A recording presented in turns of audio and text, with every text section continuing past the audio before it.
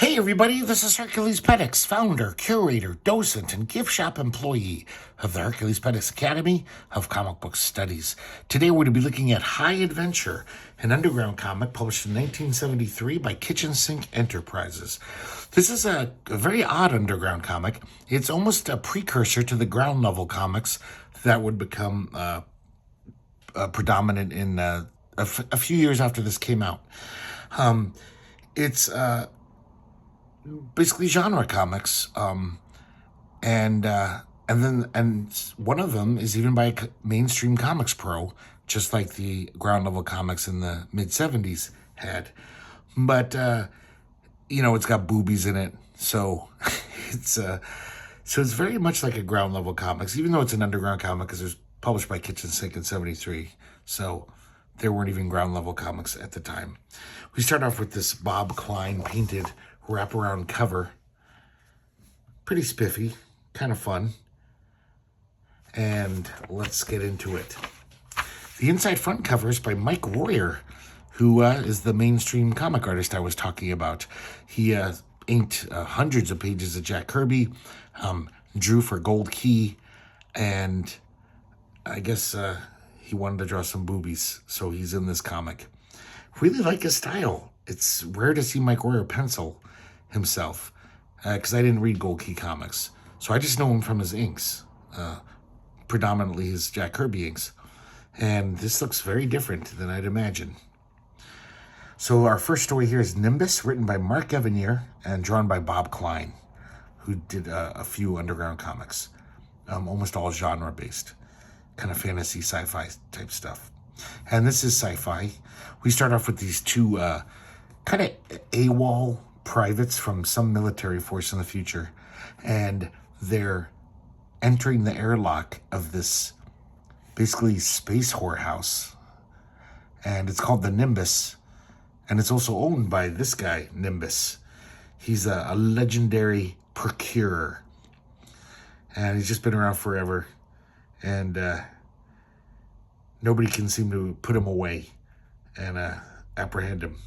So these two guys, these two AWOL privates, they're there to have fun. And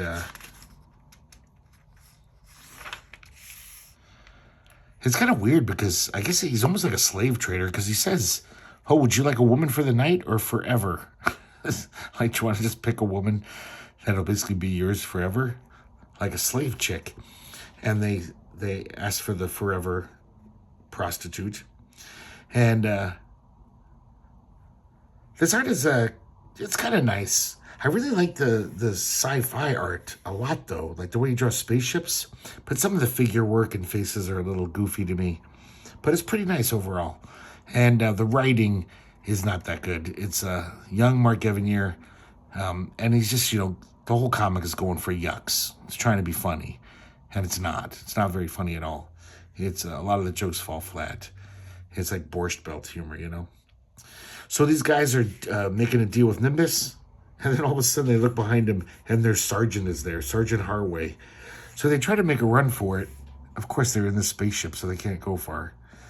And then Sergeant Harway kind of is there. He basically says, I want you out of this space zone. And Nimbus cuts a deal with him. Nimbus is a very conniving, kind of roguish criminal. He basically promises him a woman. Meanwhile, there's yet another private from this space army, a space force, if you will, and he's breaking in. This guy, though, actually does want to do the right thing, and we cut back to Nimbus's chambers. We see all these guys with their new wives, mail order brides. The sergeant gets two. I guess rank has its privileges. And Nimbus is aware that this guy is breaking into his spaceship. And so basically he says, "Hey, can you guys help me out with something?" And we see the private, and he just wants to make a name for himself. He figures, wow, if I take down Nimbus all by myself, they're bound to notice me. And then the Sergeant Harway pops up with the two guys, and of course, he outranks this guy. So he basically calls up the spaceship and says, "Oh, I caught this guy here." And so this poor private who just wanted to do the right thing, the sergeant says that he was there, breaking the rules. And the three guys who went there who did break the rules and went to this whorehouse, they get off scot-free. So it's not a very good story. It's pretty dopey. And here we have Aniki by Mike Royer. This is that character that the inside front cover featured. Look at this art. It's really nice. I find this very interesting that Mike Royer, I should have done the research. As far as I know, he's an American guy. But doesn't this look like a Spanish artist from like a Warren magazine from the early 70s? Just look at this right there. That is totally Esteban Morato. And this logo here, even his signature, he has this amazing, like, kind of that, all I can describe it as is that Spanish artist look. Guys like Victor de la Fuente and Esteban Morato, they just have a style. And it seems like Mike Royer is really good at it. Even though when you look at his inks, look at these chunky black inks. You can totally see the same inks that he would apply over Jack Kirby. And so it's kind of this interesting blend, this art. I like it. And of course, he always did great logos. He often inked and lettered Jack Kirby. He would do both. And he always did these kind of groovy, cool fonts for his logos. So the story, we see this kind of this witch queen. Her name is Luhi. And she is coveting Anika. She wants her beauty. So she sends her men out to capture her. They ambush Anika, and Anika's pretty kick-ass. She fights off a bunch of them, but they eventually overtake her and bring her back to the witch's palace. Man, you can just sense that Mike Royer is so happy to get to be drawing boobies for the first time in his career. So back at the palace, the witch tells her why she's captured her. She's basically going to steal her body. She's going to somehow, through some mojo, some hoodoo voodoo, project her brain and heart into her body and take it over. Man, I just love the drapery here, the inks on there. I just love it. It's like you could, I don't know whether to eat it with a knife or a fork. I'm sorry, a fork or a spoon. And I like this. She's like checking out the merchandise before she jumps in. And Aniki flips her. Does a little judo move on her. And Luhi summons this witch's fire, because she's a mistress of the dark arts, and attacks Aniki. Aniki points out to her, she's like, "Of what use is my body to you if it's a bunch of charred embers, dumbass." So the witch stops. And it's interesting how much Kirby is in these faces, and obviously the kind of the inking. But I don't even know if Mike Royer was already inking Kirby at this point. Around this time, maybe slightly before, slightly after. But I'm sure Mike Royer has seen Jack Kirby's art. He seemed like that guy incorporated a lot of artistic influences from other artists in his stuff. So Aniki grabs a spear and throws it right through a guard. And it goes right through the guard and actually punctures the chest of Luhi. And then she grabs her sword and she escapes. Luhi's not harmed. She's got too much witchy powers for that. She heals herself with her black sorcery. And then says, "Next time we meet, I will have my way with you, Aniki." And we see Aniki running away from this palace or whatever it is. Really interestingly drawn building there. Looks like something out of a kid's book. And it says, "Watch for the further adventures of Aniki soon." I don't think there ever was further adventure of Aniki. I wish there was, though. I kind of like this. It's pretty dopey. Once again, dopey story. I liked it a lot better than that first story because it's not cracking stupid jokes every panel. But I really like this Mike Warrior art. It's really fun. Next, we have Lord Saber, written by Mark Evanier, pencils by Stephen Leialoha, and inks by John Pound. So, not only is this Steve Leialoha's first professional comics work, but as far as I know, it's the only time he's ever been inked by John Pound. And his inks definitely add something different to his pens, to Leialoha's art. It's got a solidity to it. But, Steve Leialoha is just starting out, and there's some, there's some off panels in here. But look, you could totally, that's still basically Steve Leialoha, even from 20 years later. That looks just like him. The story starts off, we see this guy, he's got a weird name, like a Plumley. Plumley's just an office drone, an office worker. He's fallen asleep while reading a fantasy novel.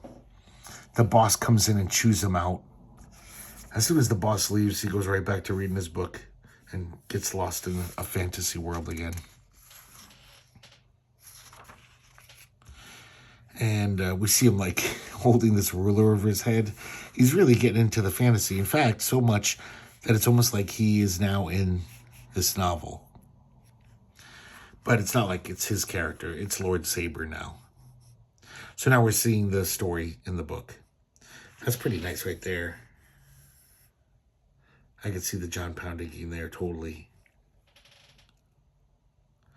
So I guess he's like the enemy of the king in this world. And he's going to try to kidnap his daughter, the princess, the king's daughter. He goes to this tavern where he has this guy named Twilly who kind of works for him. He's almost like his scout. He sent him off to get information. But I guess he doesn't trust him, so he's like, I'm going to go to that tavern and see what's up. So there's this creepy old weird guy there. It's pretty nice, all these people in the tavern, the way you can see the good Leialoha there. And right then, Lord Saber shows up. Twilly says, "Hey, boss, I'm doing my job. In fact, I got this guy some information about the princess's whereabouts." Lord Saber's got to rough him up to get the information from him. And he tells them he basically heard that Armis, the slave trader, the king is waiving his taxes if he agrees to smuggle his princess as a courtesan. I guess the king has to send the princess on a journey and wants her to be safe, so she's dressed up as just another courtesan. So Lord Saber and Twilly, am I saying that right?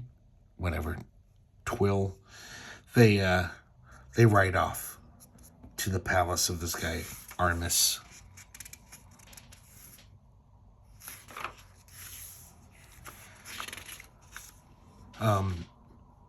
Lord Saber climbs up and gets to the roof. He's looking down through a skylight, and he sees all the women basically being sold off. There's this pirate there, and he's basically looking for a new wench. And Lord Saber is saying, "Oh, I'll know who the princess is by the one that Armis refuses to sell." Because, of course, Armis can't sell the princess. She's just there, incognito. That's kind of an interesting drawing right there. And while he's watching the scene, one of the guards catches up to him and attacks him. And we get a little fight scene. Kind of fun. And then they both fall through the skylight. Armis comes out. He attacks Lord Saber. I think Armis is supposed to kind of look like the boss from the beginning sequence. Armis tells Twill to take care of the princess, and then he grabs a branding iron and he brands Armis's face. It looks like it kills him. He looks pretty dead. I guess you'd probably have a heart attack if that happened to you.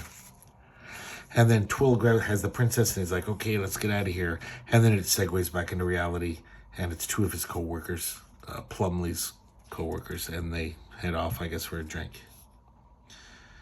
So, once again, pretty dopey story. I'm sorry, Mark Evanier was not a very good writer when he was younger. He never really got that good anyway, later on. But, look at Steve Leialoha, like, just some of the art is so primitive. But then some of it looks exactly like his stuff. If I saw this panel in 1989 by Steve Leialoha, I'd say, oh yeah, that's good Steve Leialoha art. Kind of interesting. Okay, this next one, once again, written by Mark Evanier, illustrated by Bob Kline. It's called The Stalker. Or actually, that's the character's name. And it's Winged Challenge. And this one doesn't really have much plot. There's this guy, I guess he's the stalker, and he's tasked with taking down this like pterodactyl-like creature in this alien world. He's got to hunt it. This one seems to be nicer art than the first story. The backgrounds are pretty damn nice. These are just some beautiful scenery scenes. And actually the figure work is pretty nice here. There's some nice art.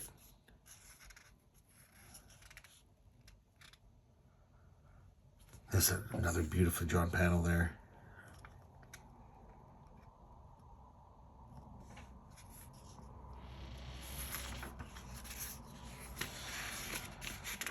So he gets a call from his commander on his little iPhone looking thing. And this guy, his name's Heller. Heller is just so annoyed with him. He's just like, I don't need a mother hen watching me every minute. And he throws away the iPhone and just continues his hunt. Unfortunately, the guy on the other line, the commander, is just like, hey, your charge pack has slipped 10 units, emergency use only. But of course, he's not there to hear it. So he continues his hunt, and when he fires at this pterodon-looking thing, right then his charge pack implodes. Pretty nice panel there.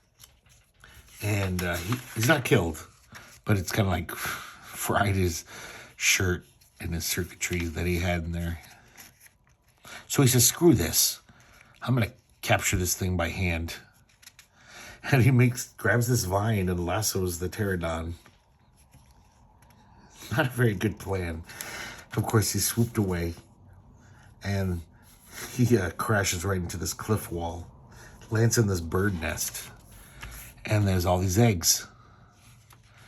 The pterodon has crashed on its own, just kind of ruptured something from carrying him around for so long. Couldn't take it. And when he goes back to his iPhone, his commander's like, hey, I got a new job for you. Get dressed for some Arctic conditions, because I'm sending you to hunt for this mammoth. A mammoth. And it says next, Ice World. There would be no next Ice World, because I'm pretty sure this never continued either.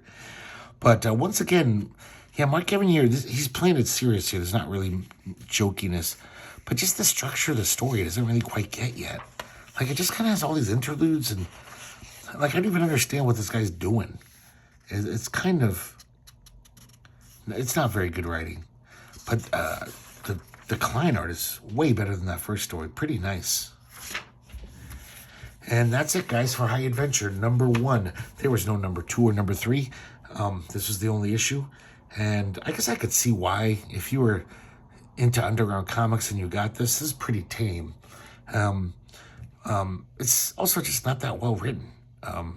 It's some kind of clunky writing. But I think some of the art's really nice. I think it's worth keeping. And it's definitely a curiosity. It's like probably the first ground level comic ever. I guess there was a few other undergrounds that were kind of like this. Damn it, I can't remember the title. We actually have a video for it. But I think it starts with a Q. And it's a very clean PG-rated underground, but it's like science fiction. And Peter Poplawski is in it. Quagmire, that's it.